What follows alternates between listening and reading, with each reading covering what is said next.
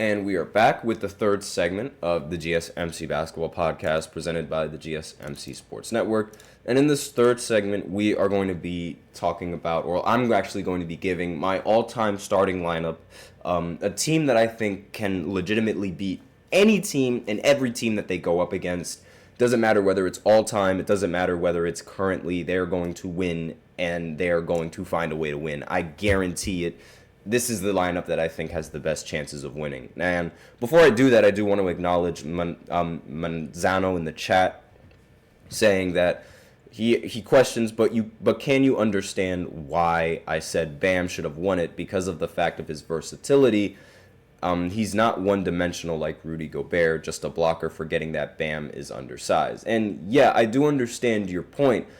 But that's not how Defensive Player of the Year award works. That's not how voters calculate it. Like, I mean, most of the time it's going to be based off of overall team success and just how good defensively the team is rating. And it's no coincidence that Rudy Gobert, on every single team that he's been on, is ranked number one defensively. Like, that's just not a coincidence. And that was a big reason as to why he won that award last season. Now, I understand the whole point of Bam, being a much more versatile defender, but just because you're more versatile doesn't mean you're all that more valuable to the team defensively. Not only that, he also had more comments. Victor has multiple chances throughout his career, and so I'm assuming he's saying that Victor shouldn't win it because he's still rather young and you should give it to someone like Bam. And to that, I really don't agree because, if a player deserves the award, it shouldn't matter how old the player is. You give that player the award.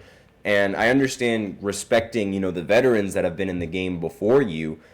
But if you are legitimately the better defender, you need to get picked as the better defender. You can't get snubbed just because of, oh my God, he's 21 years old. You can't do that. So I disagree with that but that's just my opinion. So on to this starting lineup.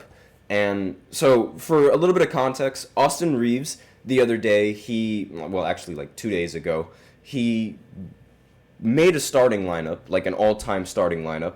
And he gave, the reasoning as to why he feels that lineup would end up winning everything, and he feels like it's the best all-time lineup. Now, I'm just going to go ahead and see exactly what the players were just to be sure. Austin Reaves all-time lineup. I know that Steph Curry and LeBron James were in the lineup, and the rest of the players that were in the lineup as well were Michael Jordan, Kobe Bryant, and Shaq. A very, very good team. Definitely a very, very good team. However, there is question about how Kobe and Michael Jordan, whether or not they're going to butt heads against each other, who's going to take the final shot. They both have a very similar mentality. And there's a debate that, presence in the locker room is going to be a little bit of an issue. Not to mention Shaq, where Kobe has already had his problems with Shaq. And I understand, the possibilities, but I also understand the fact that all of these players, they want to win. And I have no doubt in my mind that each of these players would sacrifice a role on their team in order to win. I have no doubt in my mind with that. But there was another lineup that was given to me that was that my boss felt would actually beat the lineup that Drew Holiday ended up making, and not Drew Holiday, that Austin Reaves ended up making, and his lineup was Magic, LeBron, Dennis Rodman, Kevin Durant, and Bill Russell. So those were the two all-time lineups that would match up, and it's up to you guys to decide whether or not which lineup you guys think would win. But here's my all-time lineup, and personally, the team that I think is well-suited and well-equipped to beat any team that they go up against. So we're going to start off with that list right now. And the point guard is LeBron.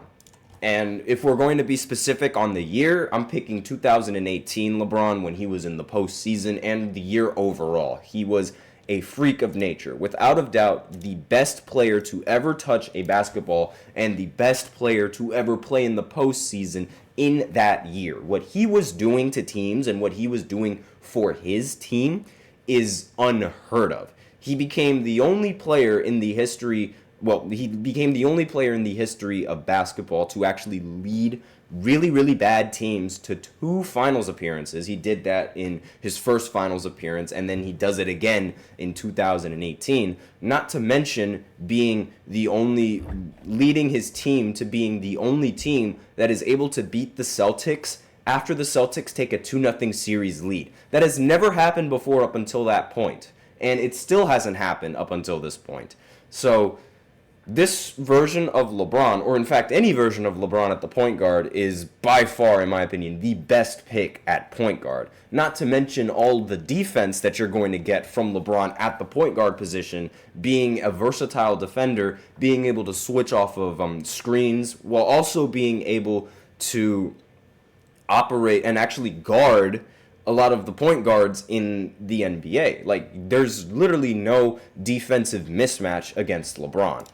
And that's a lot of things that I feel like a lot of people really forget when they make a starting lineup. Like, yes, Steph Curry would be a fantastic pick at point guard, but I also think about the defensive side of the ball. And Steph Curry does have his weaknesses on the defensive side that a lot of all-time teams and all-time rosters can expose if we are making, if we are putting these all-time teams against each other. I mean, Magic, for example, in my boss's all-time team, he can easily expose Stephen Curry on the defensive side of the ball.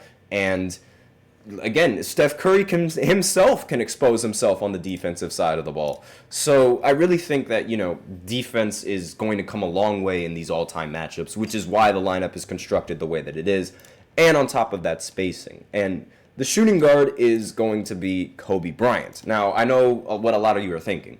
Why not Michael Jordan? Why put Kobe Bryant there? Well, the reason why I put Kobe Bryant here is because I feel like his game is much more suited for how the modern NBA is played now, and he also had to go up against a much tougher competition in the mid 2000s and in the later 2000s, and going into the 2010s, as opposed to Michael Jordan, where the game had already evolved from the time that Michael Jordan retired, and Kobe was already playing in that evolved league. And not to mention, Kobe's 14 defensive team selections also come a long way. Again, Kobe was a relentless defender and one of the best guard defenders in the history of basketball, on top of being one of the best scorers in the history of basketball. Now, again, you can make the argument that he might be a little bit of a shot chucker for this team, and his inefficiency could be the downfall of this team.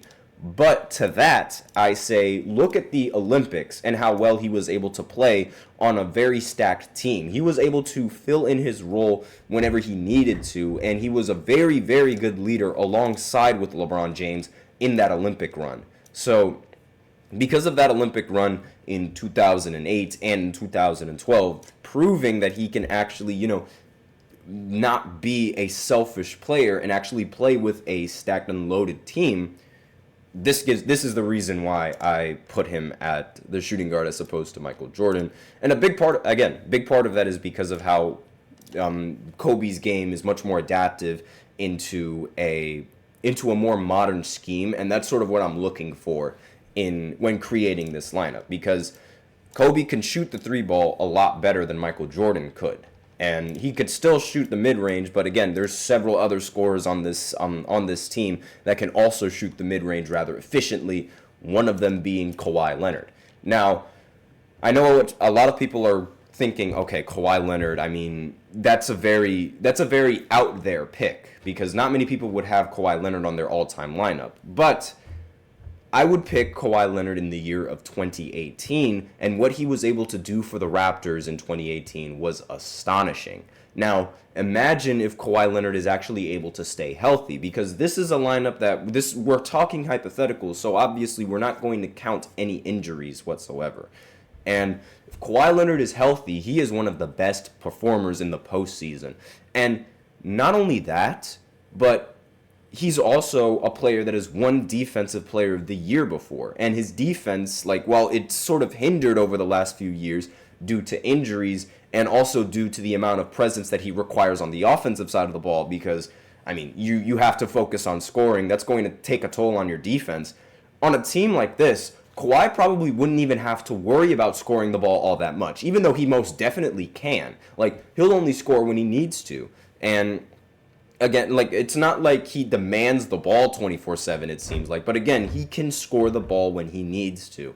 And this would allow him to focus way more on the defensive side of the ball, similar to how he was focused on the defensive side of the ball with his time on the Spurs, and while still being an offensive threat. And if his focus is primarily on the defensive end, again, there is nothing that's stopping him from, there's nothing that's really stopping him from excelling on the defensive side of the court with the stacked team that he's going to have around him in this all-time lineup, which is why I picked Kawhi Leonard. Again, defense is crucial. Next player on this team is Kevin Durant, and he's going to be a player on a lot of all-time teams, sheerly because of just how unguardable he is and how talented he is on the offensive side of the floor. And he's also very good on super teams, so definitely need to put him on here. There's no way that Kevin Durant is going to get double-teamed on a team like this. And when Kevin Durant is in a one-on-one situation, almost every single time he's able to shoot over the defender and score. And he's arguably the weakest defender on this entire list. So when your weakest defender is Kevin Durant, I think you have a very solid defensive team.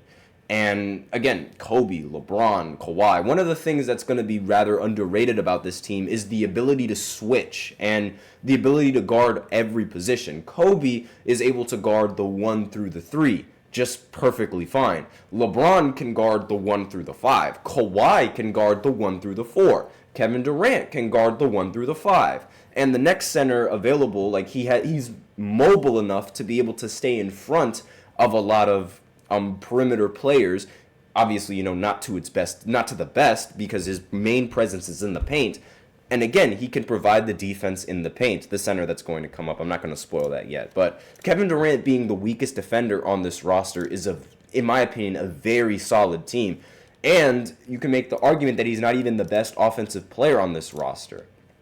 And again, you really have to have Kevin Durant. And the next player on this list at the center position is going to be Tim Duncan. Now, a lot of people are going to question why Tim Duncan and not someone like Shaq or maybe someone like Hakeem or someone like Bill Russell. And that's mainly because of Tim Duncan's defensive versatility and, being able to guard the center, being able to guard the power forward, arguably he's very good on pick and roll defenses. He's he is the best power forward in the history of basketball. He was also a very good center. In fact, I believe one time when he played center for the Spurs, he almost had a quadruple-double in blocks, and in the postseason. And he was a phenomenal player, and playing on the Spurs team, he was part of a system, meaning that he doesn't necessarily need to touch the ball all that much on this team to be effective. He can play within the system and be just fine. He might be the weakest player on the offense, but he also might be the strongest player on the defense because of his rim protection and his ability to guard the pick and roll and, his length, his versatility, his quickness. Not to mention, he's also a very, very good post player. And the spacing that he provides as well, being able to space the floor and, not shoot the 3 that efficiently, but actually shoot a deep mid-range rather efficiently, that is going to come a long way for this team. And again, you don't even have to shoot the mid-range. He can get an easy bucket in the post just fine.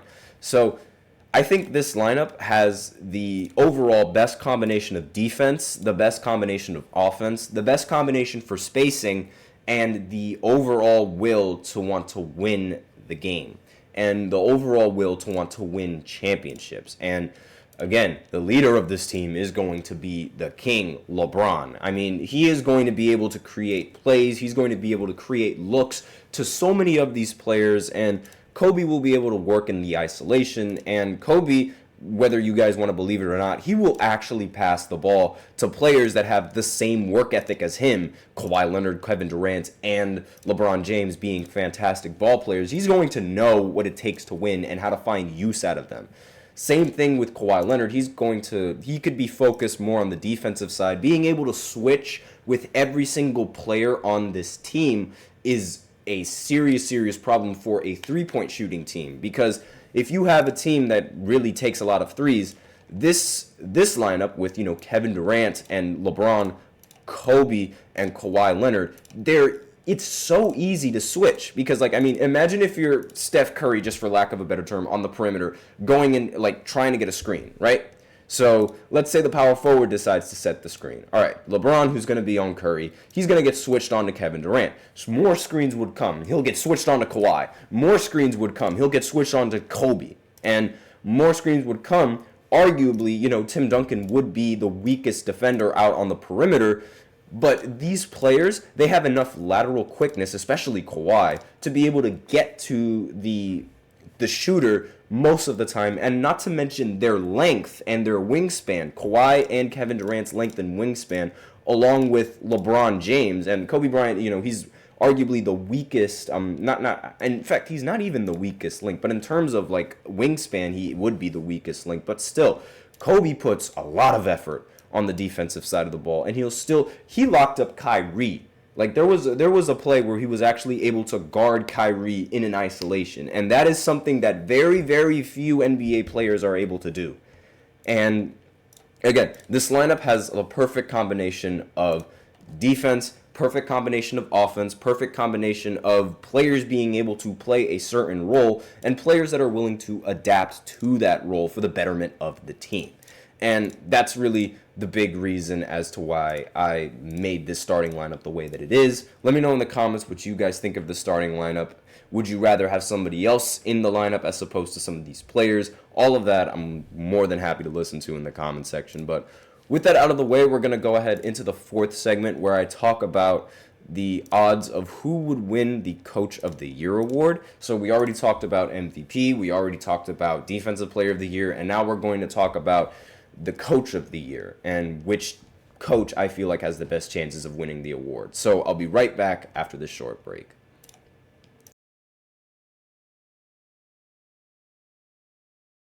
For the best and latest podcasts available anywhere, go to the podcast app on your cell phone and type in GSMC to access free content-rich podcasts on health and wellness, book reviews, sports, entertainment, relationships, social media, movies, technology, finance, and even weird news. Subscribe and download the GSMC Podcast Network's family of shows, available everywhere podcasts are found.